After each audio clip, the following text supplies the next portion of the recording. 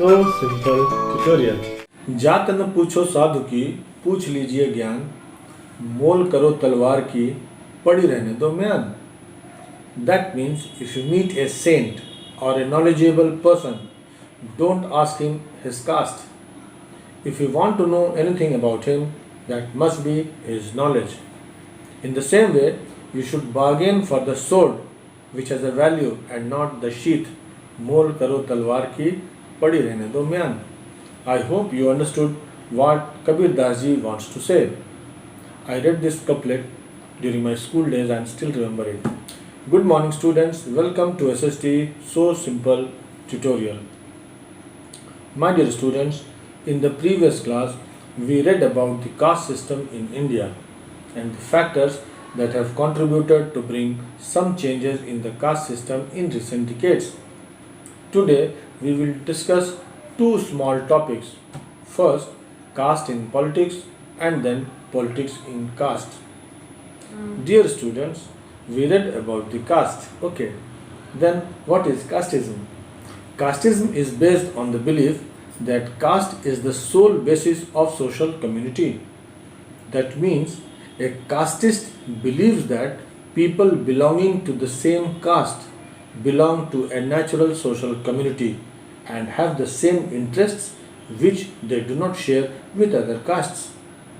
Caste is one aspect of our life but not the most important one. Let us see what different forms caste can take in politics. Students, it is often said that elections in India are caste centric. Political parties do talk on governance, development, employment, and other important issues. But as the day of voting approaches, all the issues take a backseat and finally caste becomes important. So, first of all, caste is an important factor when parties choose candidates for the elections. The caste composition of the electorate is an important consideration before a candidate is chosen. Electorate means all the people in the area who are entitled to vote in an election. So generally, the candidate so chosen belongs to the caste that dominates that area in number. After the election is over and the government is formed by a political party, the political party usually takes care that representatives of different castes and tribes find place in it. The idea is to give a fair representation to all caste groups in the government. That is where the Prime Minister or the Chief Minister, as the case may be, has to burn midnight oil to keep all the groups happy, and this is always an uphill task.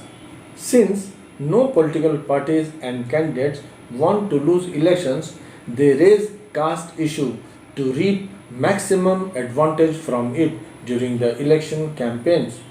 They even make appeals to caste sentiments to get maximum support.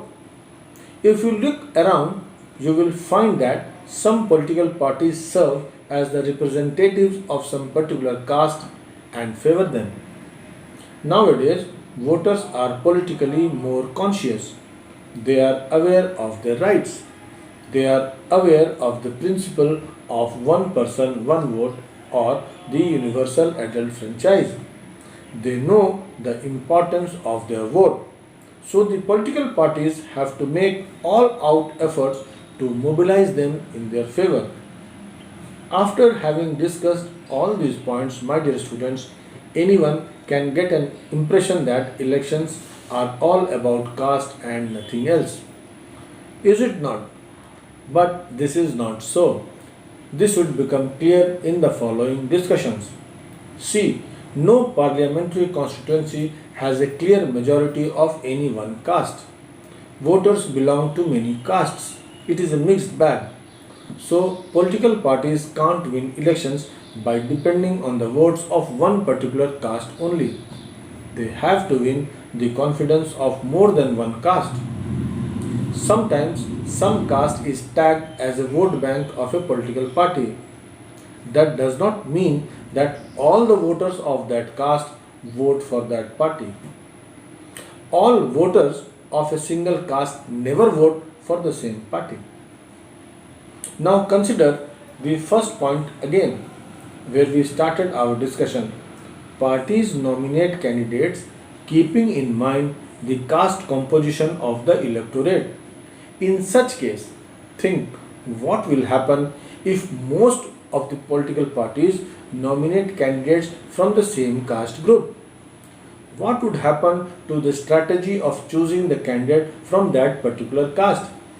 Naturally, the votes will get divided and the result may be different from the expected lines.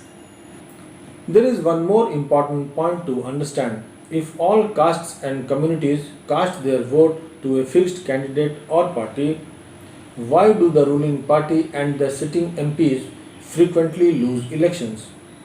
They should always win, isn't it? But that does not happen. So we can say elections are not all about caste. Caste does matter, but there are other factors too that matter. What are those other factors? There are many voters who have a strong attachment to some political parties. To them, their political parties counts more than the caste of their candidates. Some people assess the performance of the government. Some see the popularity ratings of the leaders. Poor and rich people within the same caste have different interests, so they vote differently. So these are some things that all matter in determining the election results.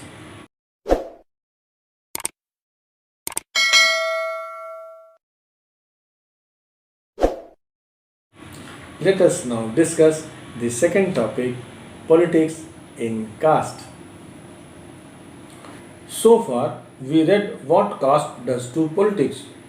Now we will see how politics influences the caste. That means how caste gets politicized. We know that there are many castes, and within each caste there are a number of subcastes. Each caste tries to become bigger by incorporating within it neighboring castes or subcastes which were earlier excluded from it. Since no caste groups can capture power alone, so they make coalition with other caste groups or communities to strengthen itself politically. That is why you will find that there is always some kind of dialogue and negotiation going on between different groups.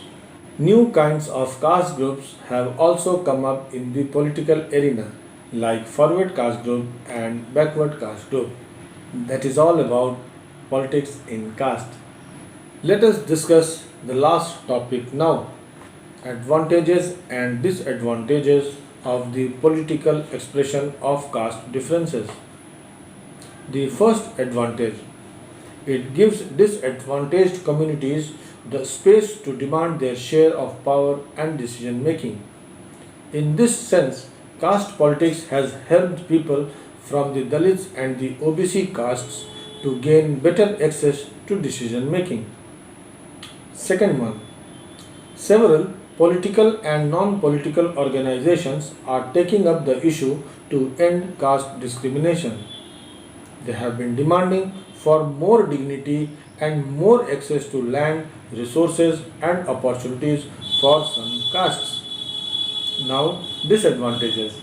First, giving too much attention to caste-based politics can divert attention from other pressing issues like poverty, development and corruption.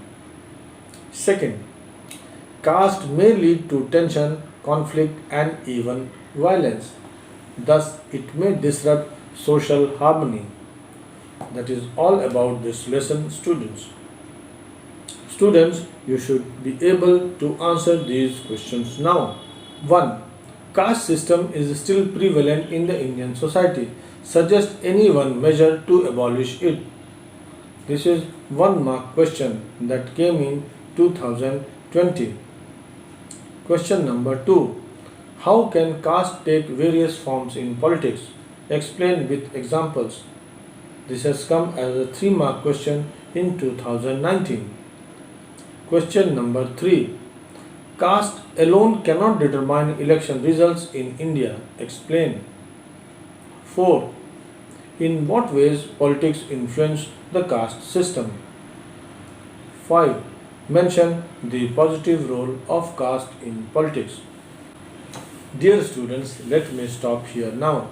In the meantime, you read your textbook. In the next class, we will meet with a new lesson. Till then, keep reading and have a nice time. Thank you.